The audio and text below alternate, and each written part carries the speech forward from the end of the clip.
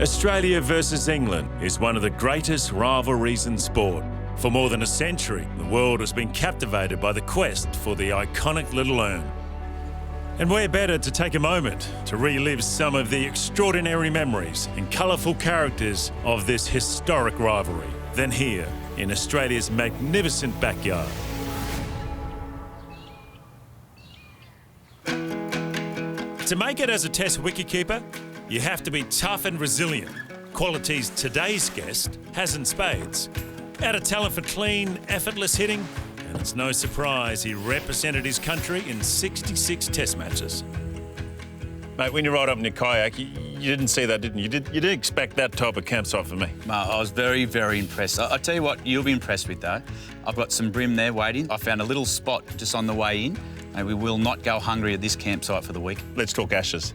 As a kid, growing up, what was special about that type of thing for you? I think the big special thing to me was the whole nation embraced it. Everyone had an opinion on the Ashes. It was the pinnacle of our career. That's what you wanted to be a part of. That's where you wanted to test yourself. It was the best of the best. One of my greatest memories, though, it was Steve Waugh in 2001. Oh, yeah. When he got the 100, when he did his calf in the third test, came back for the fifth test where he's meant to be out. And you've always been taught, beware of the wounded player. He could barely walk. And that iconic photo of him laying down at the Oval, bat raised, he got 100. I think he was 150 not out. And that was just, to me, that was the Ashes spirit. From a personal point of view, do you have an Ashes moment? My first Ashes test, I was lucky enough to get 100. But the lead into that was pretty special as well. I remember going and doing press conferences before, and usually a couple of journalists are there. This is 50 people. Everyone had an opinion on it.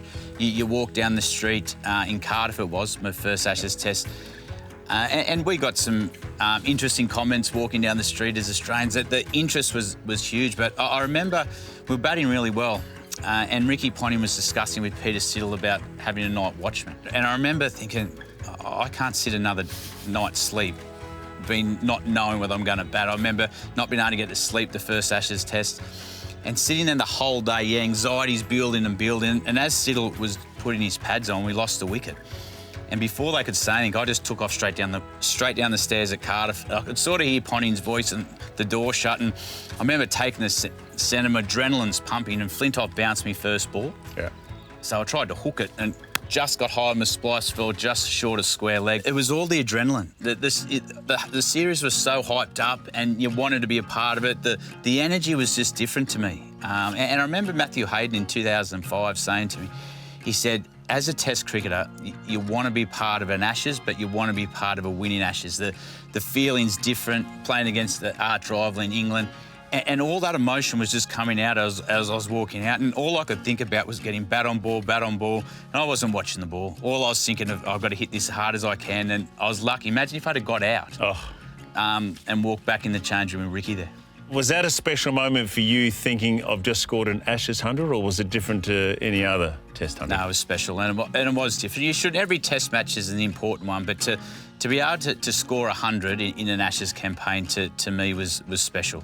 You build up for that moment. You dream in the backyard. If you Boxing Day, you're playing. It's always about you get 100 in the Ashes, and to finally be able to do that was a special feeling. I had my family there as well. They'd flown over to watch my first Ashes test. It was important to them, so it was a huge moment. Ricky say anything to you? At the end of the day, you would have been not out. Yeah. He just looked and said, well done, but that conversation could have gone a lot different. Well, mate, we need to get back in the water, I reckon. Mate, I reckon we need to get back. I want to show you this fishing hole. We will not go hungry for a week. All right. Are you ready to go? Mate, we're done opening that. Hey. That's a surprise once we get out in the water. Got the drinks? Mate, they're in there once we get out. Mate, what are you doing with your shoes? What? If you go in, you're going to go straight to the bottom. It's your call. What are you talking about? I told you that fishing hole's there. They're jumping for us.